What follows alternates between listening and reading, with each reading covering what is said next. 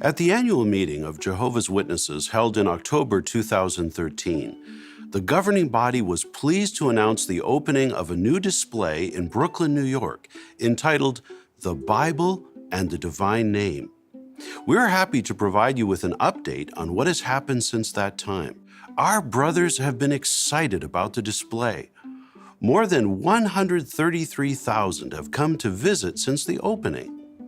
Many have also shown their interest by donating rare and valuable Bibles to enhance this collection. We are pleased to share some information about some of these fascinating Bibles.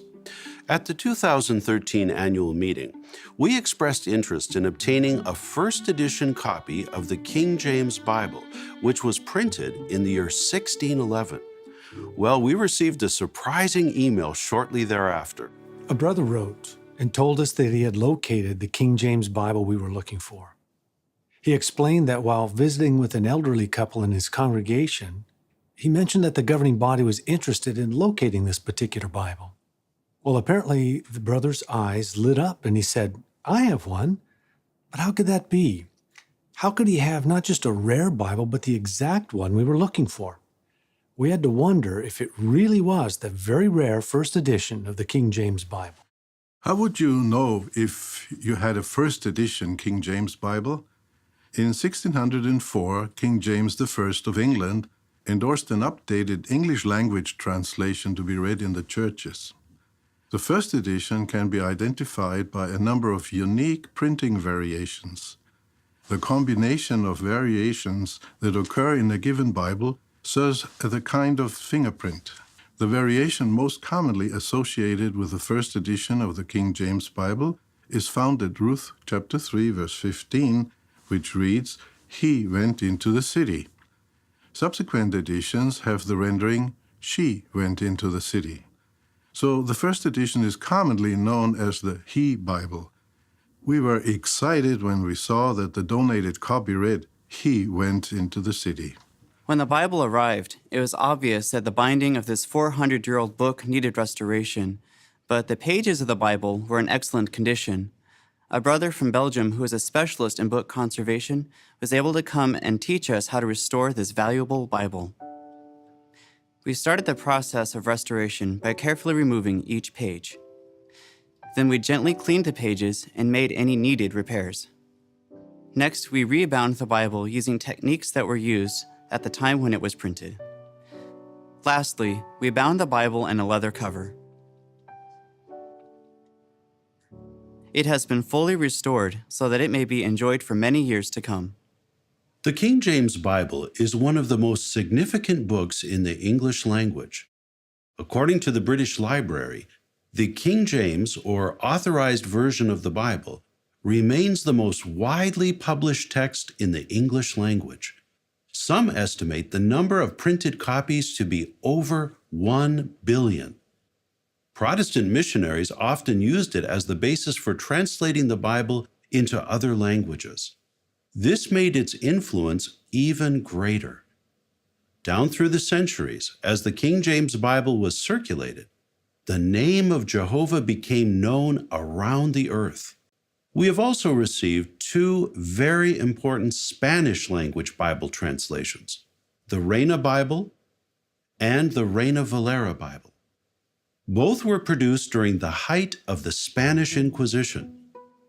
By the close of the 15th century, the Spanish Inquisition forbade the translation and possession of the scriptures in any vernacular or common language. 3 centuries passed before the ban was finally lifted. During that difficult time, a few valiant translators produced new Spanish versions abroad and had them smuggled into Spain. In the mid-1500s, living under constant fear of arrest, Casiodoro de Reina began translating the Bible into Spanish. This man loved God's name. He once said, "The custom of omitting God's name perpetrated by the devil arose from a superstition of modern rabbis who, although claiming to revere it, in fact buried his holy name, making God's people forget that by which he wished to be distinguished from all other gods." In 1569, Casiodoro de Reina's translation was finally printed. It preserved the divine name, Jehovah, throughout the Hebrew scriptures. Then, in 1582, another brave scholar, Cipriano de Valera, carefully began to revise Reina's translation. He was 50 years old when he started, and he labored on this translation for the next 20 years. In 1602, his work was finally published in Amsterdam. Valera also valued the divine name, and he used it throughout the Hebrew scriptures. Today, his translation is known as the Reina Valera Bible. It has become one of the most widely used translations in the Spanish-speaking world. These Bibles remind us of the intense struggle that has taken place to translate the Bible into common languages and to preserve the divine name. Our brothers have manifested tremendous generosity by donating these Bibles, and we continue to be amazed by the Bibles that we are receiving. Consider another unique example. In 1964, a man found a 250-year-old Latin Bible in the basement of a church. This was a unique find. The most common edition of the Latin Bible, translated by Jerome, was completed in the year 405. It came to be known as the Latin Vulgate. Sadly, it does not use the divine name. However, the Bible that was found in the church basement consistently uses God's name throughout the Hebrew Scriptures. It was the 1708 edition of the Latin translation, produced by Sebastian Schmidt. At first, when the man discovered this Bible, he was told to burn it, but he just couldn't. Recently, this man began studying the Bible with Jehovah's Witnesses. When he heard about the Bible display, he donated this very interesting Latin Bible. Later, when he came to the display and saw the Bible there, he said, "After 50 years of this Bible sitting in my house, it is thrilling to see thousands of people finally able to enjoy it." In the early 16th century, many people had a strong desire to know more about the Bible.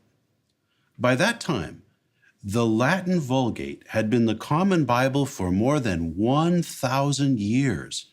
But sadly, most people could not read Latin. Adding to the problem, many errors had crept into the Vulgate as it was copied over the centuries.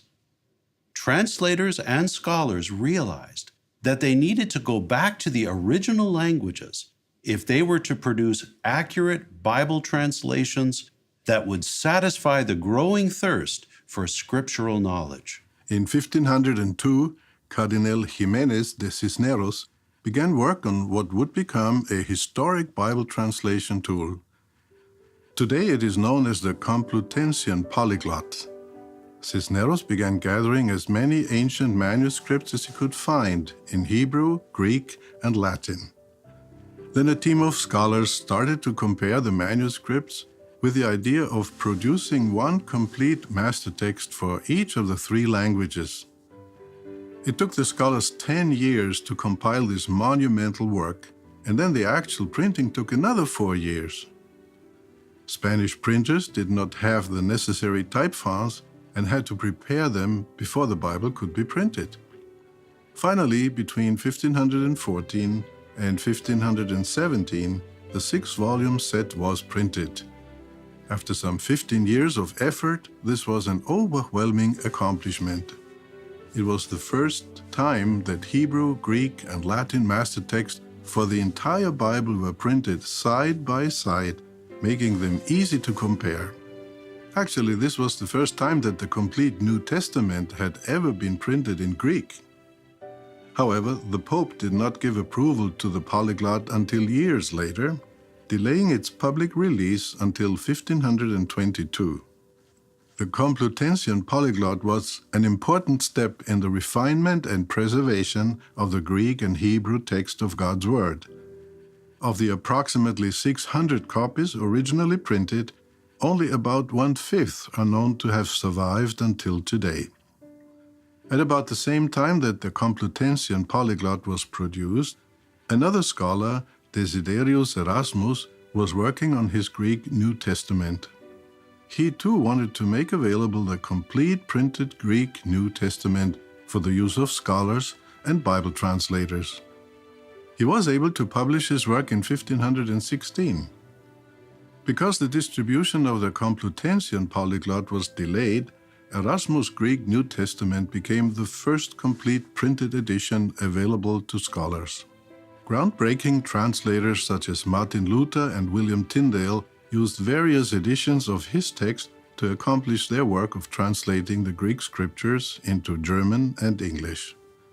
We are pleased to inform you that the Complutensian polyglot and Erasmus' Greek New Testament of 1516 have both been donated to the Bible display. Of course, those who have visited the display may have difficulty imagining that we would have enough space to include these fascinating Bibles there. We are pleased to announce that the designated area for the Bible display at Warwick will be much larger. Would you like to see what it will look like? The governing body has directed that the display should feature the Bible. The Bible itself should be the star of the display. And in particular, the focus should be on Jehovah's name. Therefore, the overall design of a display will communicate a feeling of deep respect and reverence for God's Word. We will use strong architectural features to illustrate the strength and security that come from reading and applying God's Word. The lighting and interior design will help to create a spiritually reflective environment. The main part of a display will be permanent in nature. It will continue to tell the story of the Bible and the divine name as in the current exhibit in Brooklyn. There will also be an area for additional exhibits where we will display many other rare and unique Bibles. This area will be updated periodically. Of course, the Bibles that we have discussed are only a few of the many that have been generously donated. We have also received items such as the Leipzig Polyglot and the Julia E. Smith Bible. Julia E. Smith was the first woman to make a complete English translation of the Bible from the original Hebrew and Greek. She produced a literal translation, and in her work, she chose to preserve the divine name. We can't mention all of the donations in this brief update, but if you visit the Bible display when it opens in Warwick, New York, you will be able to see many of them there. By that time, we hope to have received even more rare and unique Bibles to add to the display. These Bibles remind us of the many God-fearing people down through the ages who worked tirelessly to preserve God's Word and to make known His holy name. They also show that Jehovah has fulfilled His promise to preserve His Word and to magnify His name in all the earth. We invite all of you to come and see the Bible display at our current world headquarters in Brooklyn, and later when it is greatly expanded in Warwick. We are certain that it will deepen your appreciation for God's precious Word and for His matchless name, Jehovah.